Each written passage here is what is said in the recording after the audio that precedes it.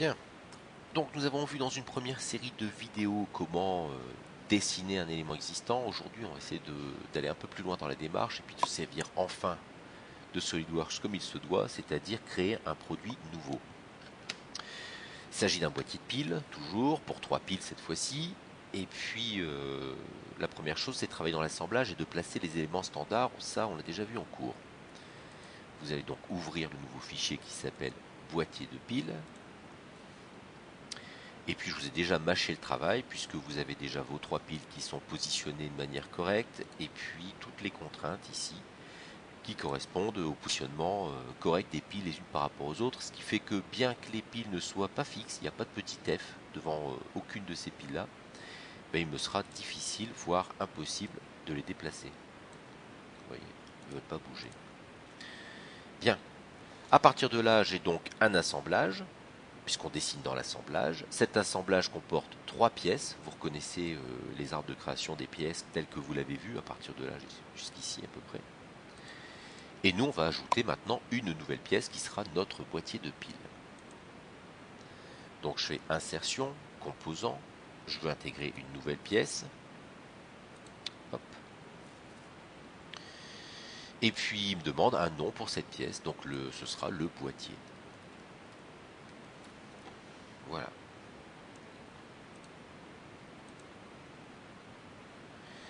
Et voilà. Maintenant, il cherche, donc on la voyait, le petit curseur m'indique qu'il cherche sur quel plan je veux intégrer ce boîtier de piles. Et en fait, je vais reprendre un des plans de référence de SolidWorks, le plan de face. À partir de là, directement, il m'a ouvert le boîtier de piles. Donc en fait, tout le reste est bleu, le boîtier est en rouge. Ça veut dire que je suis en train d'éditer ce boîtier de piles. Et puis, d'office, il m'a ouvert une esquisse. Donc là, il m'a ouvert l'esquisse qui correspond. Donc là, je vois l'esquisse est ouverte et je travaille directement sur le boîtier de piles. Alors, on voit en transparence les pièces qui existent déjà, mais je peux malgré tout me placer en vue de face. Tiens, au passage, je suis passé à une version un peu moins vieille. J'allais dire plus récente, mais il ne faut pas exagérer. Un peu moins vieille de SolidWorks. Et puis je vais commencer à dessiner les formes dont j'ai besoin pour ce boîtier de piles. Alors déjà je vois bizarrement l'origine est là. J'aurais bien voulu qu'elle soit ici. Donc ça je verrai ça tout à l'heure. Hop, voilà, je fais un rectangle et puis on verra après ce que je peux en faire. Je vais coter.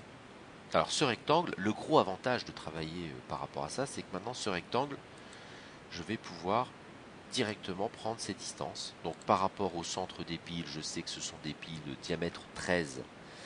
Si c'est un diamètre 13, je sais que 6,5, j'arrive à la tangence. Regardez bien. 6,5.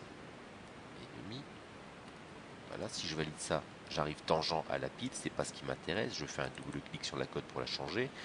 Et je vais prendre un boîtier de pile avec une épaisseur de plastique aux alentours de 1 mm. Donc je peux aller jusque 7,5. Et oui, un petit peu de calcul mental, ça ne peut pas faire de tort. Pour ce qui est des côtés, eh ben, de la même manière, je pourrais me mettre à 1,5, etc. Alors le problème de travailler en faisant comme ça, en modifiant des cotes, c'est que si je décide de changer mes piles, comme ici, si je décide de les changer pour avoir des piles plus petites par exemple, je serai obligé de changer chacune de ces cotes. Et si ce que je veux faire c'est un modèle robuste, on va voir qu'il y a moyen de faire beaucoup plus simple. Je vais donc supprimer cette cote qui ne me sert à rien. Et puis je vais lui dire, donc je dis à SolidWorks, en sélectionnant deux entités à la fois, je vous rappelle qu'il faut maintenir enfoncé la touche CTRL, donc une des piles et l'arrêt du bas, et je lui dis que ça doit être tangent. Alors à condition qu'il veuille bien me le faire, il est toujours sur les cotations intelligentes, je repars. Donc ça et ça, et je lui dis que ça doit être tangent. Et je vais faire ça tout le tour. Donc tangent ici, pour l'arrêt du haut, tangent à nouveau, et enfin à droite, tangent. Bien évidemment, tiens, je l'ai raté, je vais le refaire.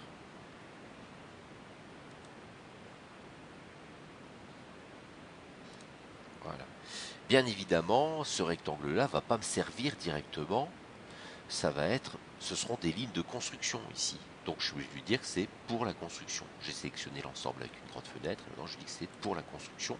Et il me met en fait la même chose, mais avec des traits mixtes fins, ce qu'on appelle des traits d'axe. Je vais me servir de ces traits d'axe pour fabriquer mon boîtier de piles. C'est-à-dire que je vais créer des lignes. Ici, là et là. Et je vais coter que la partie plastique en fait. C'est-à-dire je vais mettre 1 mm entre mon trait d'axe et le fond du boîtier de pile. Voilà. Je vais mettre 1 mm aussi sur les côtés. Qu'est-ce qu'il m'a fait là? Non, c'est bon. Voilà. Et puis de l'autre côté, bien évidemment. Si je décide de changer les dimensions des piles pour mettre, là ce sont des piles AA, pour mettre par exemple des piles de type AAA, j'aurai juste le fichier, ici le fichier pile à modifier, mais mon rectangle va rester tangent à mes piles, même si elles sont plus petites, et puis ça fera toujours 1 mm d'écart, même si c'est plus petit. Alors pour la partie haute, pour l'instant, on va faire la même chose, et puis on constatera un peu plus tard qu'en fait il eût été plus judicieux de faire un rectangle, c'est pas très grave. Si vous avez un souci à ce moment-là, n'oubliez pas de lui dire que l'arête du haut doit être horizontale. Voilà. Pour l'instant, on va faire ça et puis on verra qu'on sera amené de toute façon à le déplacer, à le changer un peu plus tard. Le boîtier de piles qu'on connaissait jusqu'ici, il y avait des congés d'esquisse, ici et là. Comme je ne suis pas encore sûr des formes que ça aura, pour l'instant je ne fais pas de congé. Si j'ai besoin de remodifier une esquisse ou une autre, ce sera fait un peu plus tard. Je vais pouvoir, au niveau des fonctions maintenant, créer une base extrudée. J'en profite pour changer de vue.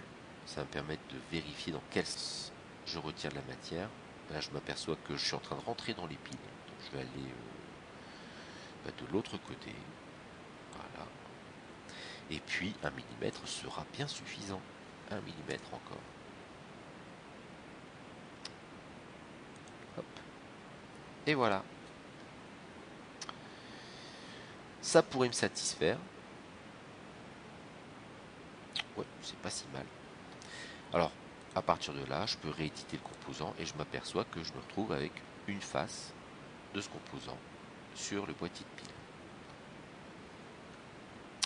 Bien, c'est déjà pas si mal pour aujourd'hui. Et puis de toute façon, enfin, je refasse cette première partie, donc je vais juste visionner cette première vidéo afin de contrôler si tout va bien.